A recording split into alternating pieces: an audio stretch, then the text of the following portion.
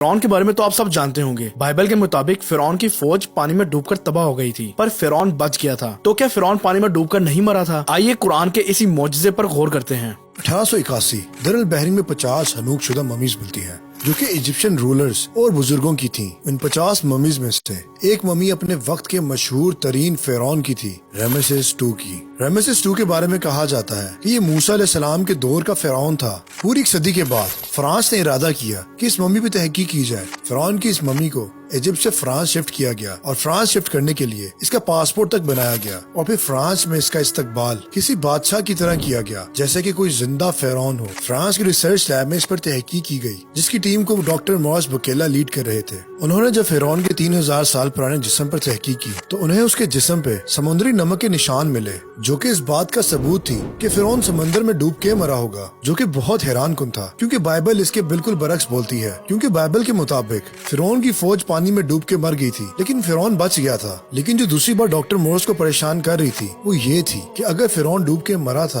तो उसका जिस्म अब तक बरकरार क्यों है, और क्यों उसका जिस्म बाकी हनूकशुदा ममीज जैसा है। अभी वो इसी कश्मकश में थे कि उन्हें किसी ने आके बताया कि कुरान में भी यही बताया गया है कि फिरौन पानी में डूब के मरा था, और ये भी बताया गया कि क़यामत तक के लिए उसका जिस्म बरकरार रहेगा। और जब डॉक्टर मॉरिस को इस बारे में पता चला तो वो हैरान रह गए कि कुरान तो फिरौन के मरने के 2000 साल बाद नाजिल हुआ था। फिर डॉक्टर मॉरिस ने सऊदी अरब जाने का फैसला किया, जहाँ पे उस वक्त मेडिकल कॉन्फ्रेंस हो रही थी। और फिर इस कॉन्फ्रेंस में डॉक्टर मॉरिस ने अपनी तहकीक का जिक्र किया और उन्होंने बताया कि फिरौन का जिस्म डूबने के बाद भी अब तक सही सलामत है। और फिर उनमें से एक शख्स उठा और उसने डॉक्टर मॉरिस को कुरान की आयत सुनाई, हमने बनी इसराइल को दरिया से पार कर दिया तो फिरौन और इसके लश्कर ने सरकशी और तादी से इनका ताक़ुब किया, यहाँ तक कि जब इसको गर्क ने आ पकड़ा तो कहने लगा कि मैं ईमान लाया कि जिस पर बनी इसराइल ईमान लाए हैं इसके सिवा कोई माबूद नहीं, और मैं फरमा बरदारों में हूँ। जवाब मिला, अब ईमान लाता है, हालांकि तू पहले नाफरमानी करता रहा और मुफस्सद बना रहा।